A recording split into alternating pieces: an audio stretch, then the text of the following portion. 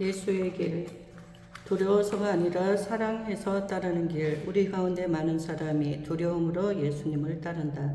그나마 따르고 있다면 말이다. 그러나 지옥에 대한 두려움, 거부당하는 것에 대한 두려움으로 따른다면 그것은 결코 주님을 따르는 삶이 아니다.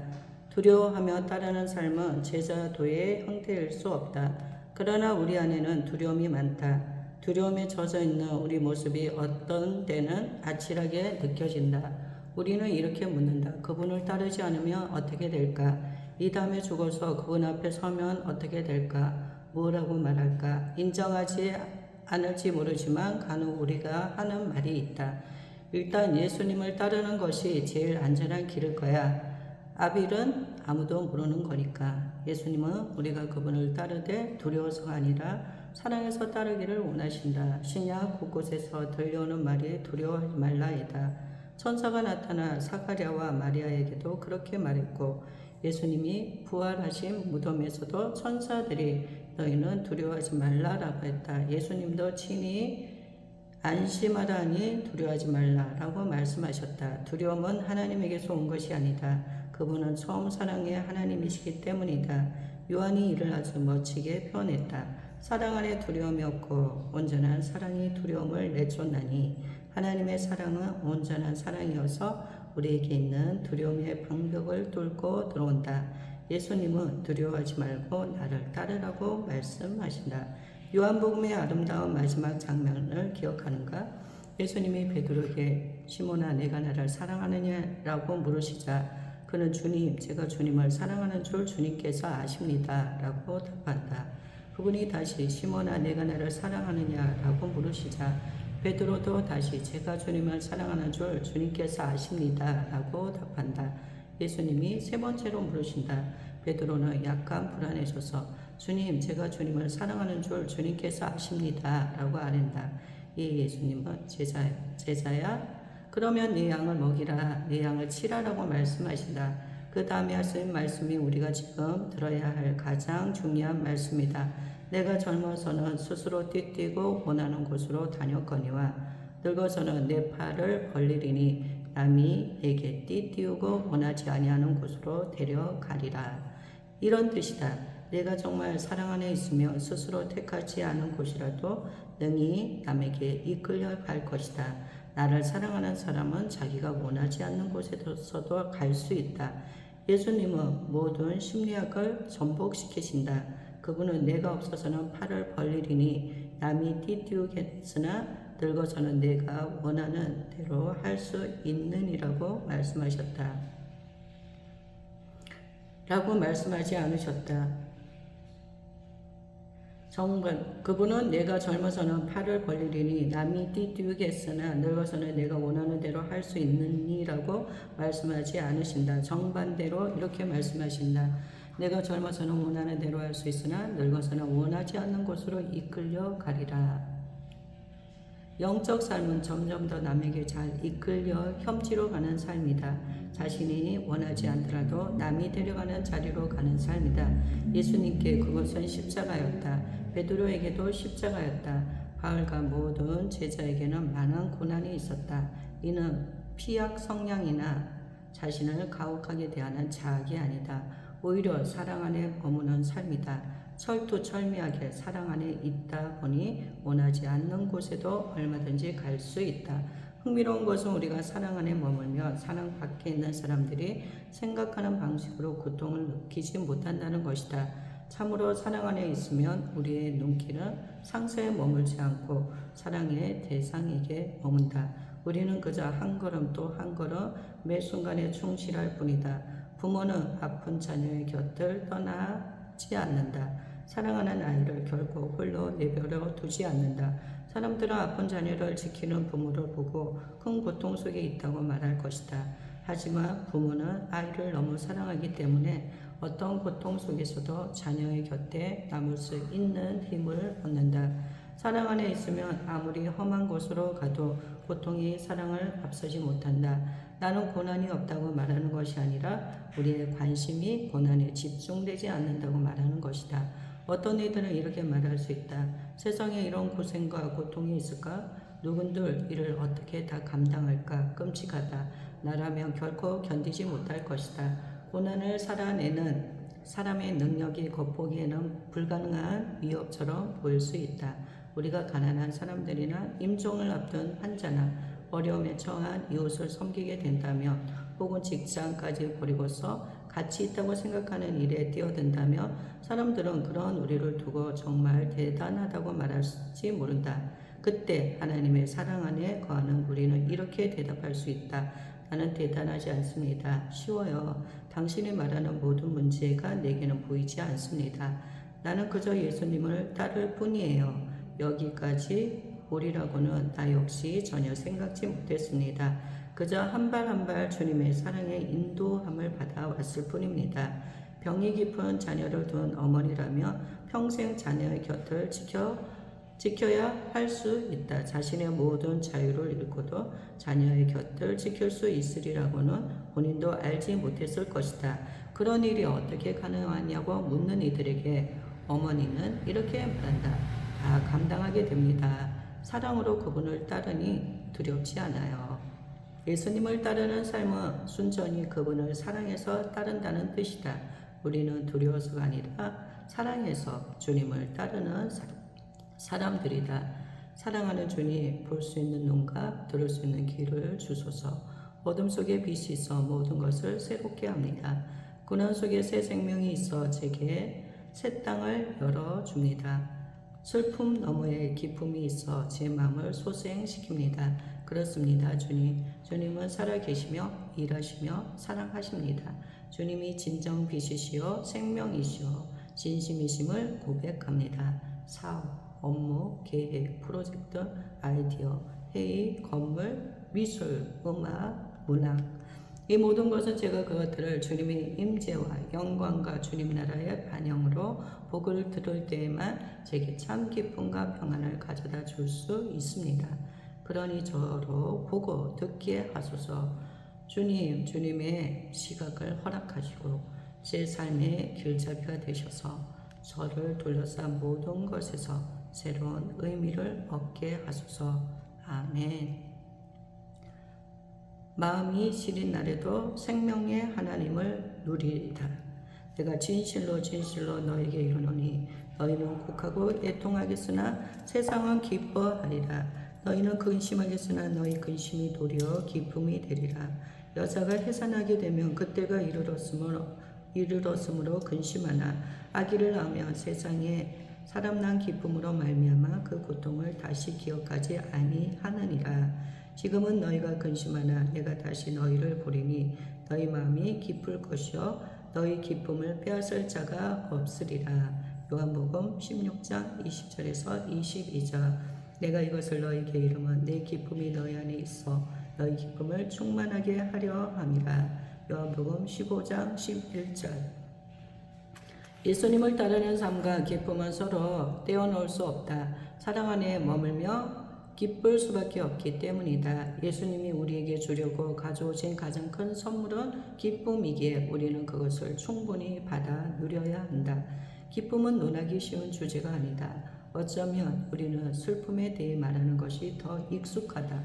그러나 기쁨에 대해 말하는 법도 배워야 한다. 기쁨은 십자가를 지고 예수님을 따르는 사람들에게 반드시 주어지는 큰 보상이기 때문이다. 기쁨을 말하는 일은 어렵지만 우리는 그것에 대해 계속해서 나누어야 한다. 주변을 둘러보면 사람들의 표정이 매우 진지하다는 것을 알 수 있다. 길을 걷다 보면 사람들은 몹시 심각한 얼굴을 하고 있다. 모두가 매우 진지한 일을 한다. 각자의 용무를 보고 있고 저마다 시급한 일들이라 당장 처리하지 않으면 안 된다. 흥미로운 점은 이런 심각성과 완고함과 침울함은 비교적 유복한 사람들의 특성일 때가 많다는 것이다.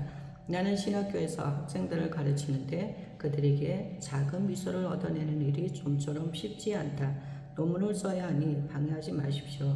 아주 중요한 비평입니다. 심각성은 성취와 맞물려 있는 것 같다. 우리는 저마다 맡은 프로젝트가 있고 목표를 실행하여 성취해야 한다. 그래서 한없이 심각해진다. 나는 페루 리마 안에 있는 극빈 지역에서 한동안 지낸 적이 있었다. 그곳에는 모든 방문객에게 또렷이 각인되는 한 가지 인상이 있다. 미워하려는 것이 아니라 리마의 빈민들은 온갖 역경에 쌓여 있는데도 한가게 신세한탄이나 하지 않는다. 내가 리마에 간 이유는 거기에 프로젝트의 현장으로 좋겠다는 생각에서였다. 나는 그 모든 가난 속에서 가치 있는 일을 해볼 작정이었다. 나는 도시를 벗어나 팜플로다 알타라는 거주 구역의 어느 가정집에 머물렀다. 매우 건조한 사막지대인데도 주변 산비탈에 수천 채의 판자집이 세워져 있었다. 파블리토, 마리아, 소피아, 파블로, 어린 조니와 함께 살고 있는 그 집에서 교회까지 가려면 날마다 적어도 20분씩 걸어야 했는데 매번 놀라운 일이 벌어졌다. 집을 나서면 집집마다 어린아이들이 나를 보러 달려나와 나를 붙잡았다. 이렇게 말쑥한 장신의 미국인을 보는 일은 흔하지 않는 일이기에 아이들이 우르르 손을 내밀어 어느새 내 모든 손가락을 하나씩 잡고는 놓아주지 않았다. 날 놓아주려 얼른 가서 가난한 사람들을 도와야 하거든. 그래도 아이들은 한사코 나를 놓지 않고 아래로 잡아당겼다. 그러던 내가 모래바닥에 앉으며 일제히 쳐다보며 내게 손을 내보고 내 다리를 만졌다. 어떤 아이는 내 입을 보며 입이 정말 크시네요 라고 말했다. 나와 함께 있는 것만으로도 아이들이 어찌나 좋아하던지 거창한 5개년 계획을 품고 난 내가 그 자리에 그러고 있었다. 가야 해. 가난한 사람들을 도와야 한다니까. 그래도 아이들은 나를 꼭 잡고는 우리랑 놀아주세요. 날씨도 좋잖아요 라고 말했다. 가치 있는 일이 있다면 지금 여기 바로 내 앞에 있다고 이 어린아이들이 말해주는 것 같았다. 우리 공놀이에요. 그냥 웃어요. 신나게 웃어요. 아이들은 웃고 떠들고 기어오르며 재미있게 놀았다. 순수하게 즐길 줄 아는 모습이 그저 놀라울 뿐이었다. 우리에게 역방향의 선교가 필요함을 나는 그곳의 아이들을 통해 깨달았다. 선교는 가난과 고생 속에 있는 라틴 아메리카 사람들로부터 미국 북미의 우리에게로 흘러가야 했다. 그들은 고난과 고뇌 속에서도 기쁨이 있다는 사실을 우리에게 보여주었다. 웃음과 놀이는 바로 하나님의 치유다. 압제와 기아와 빈곤을 경감하기 위해 애쓸 필요가 없다는 말이 아니다. 다만 가난 속에 피어나는 아이들의 기쁨에 동참할 수 없다면 우리가 정말 그들에게 줄 수 있는 것이 무엇이겠는가? 마치 우리만이 세상을 구원할 수 있다는 듯 너무 심각해 하지 말자. 하나님이 세상을 구원하신다. 이것이야말로 우리가 늘 기뻐할 수 있는 이유다. 기쁨에 대해 말하기는 어렵다. 내가 아는 네덜란드의 한 교수는 3년 동안 불안에 대해 논했는데 키르케고르, 사르트르, 까뮤, 불안에 대한 글쓰기를 본업으로 삼아 많은 인물을 연구했다. 내가 기쁨에 대해 강연해 주실 수 있습니까? 라고 물었더니 그는 노력해봤지만 기쁨에 대해서는 할 말이 별로 없습니다. 라고 말했다. 만일 내 다리가 아프다면 나는 그 아픔에 대해 말할 수 있다. 수많은 어휘를 써서 통증을 묘사할 자신이 있다.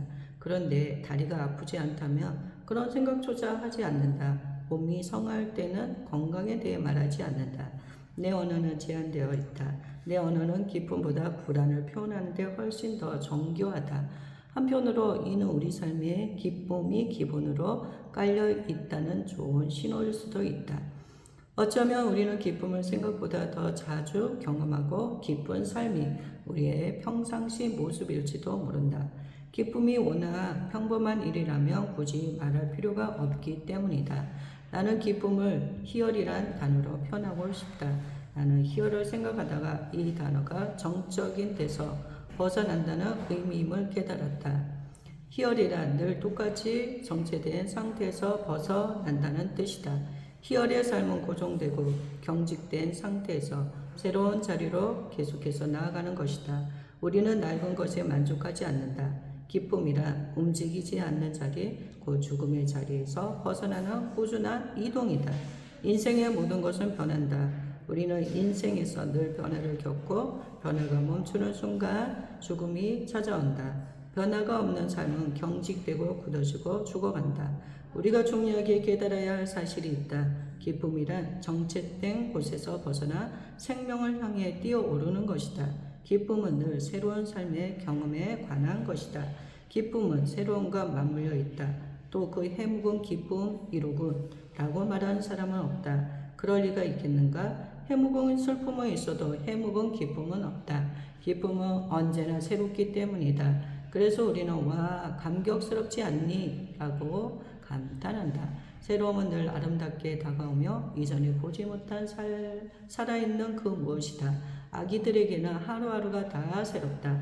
어린 생명들은 멈추지 않고 늘 자라간다. 기쁨은 곧 생명이다. 생명이란 낡고 정체된 데서 새롭고 역동적인 데로 나아간다는 뜻이기 때문이다.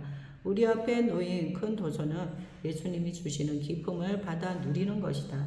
예수님은 살아있는 자들의 하나님이시다. 그분은 생명을 주시되 더 풍성히 주려고 우리에게 오셨다. 상처와 욕구의 사슬을 끊고 사망을 이기려고 오셨다. 그분이 오셔서 주시는 그 생명이 바로 기쁨이다. 내가 이것을 너에게 이름은 내 기쁨이 너희 안에 있어 너희 기쁨을 충만하게 하려 함이라. 그분은 내가 온 것은 사망을 이기고 우리에게 끝없는 생명을 주기 위해서다 라고 말씀하신다. 주님이 주신 기쁨을 받아 누리기라 그리 녹록지 않다. 우리 안에 있는 두려움이 기쁨에 저항하기 때문이다. 생명과 기쁨의 자리 대신 사망과 정체된 자리를 택하도록 무언가가 속에서 우리를 유혹한다. 바로 두려움이다. 두려움 때문에 우리는 변화가 없는 상태에 집착한다. 언제든 통제할 수 있는 안전한 일상에 매달린다. 우리는 두려움 속에서 대개 두 가지를 선택한다. 익숙한 방식을 고집하며 살거나 당황하여 아무렇게나 살 수도 있다. 전자를 틀에 박힌 행동이라 하고 후자를 뿌리 없는 행동이라 한다. 두 방식 모두 두려움이 낳은 결과들이다.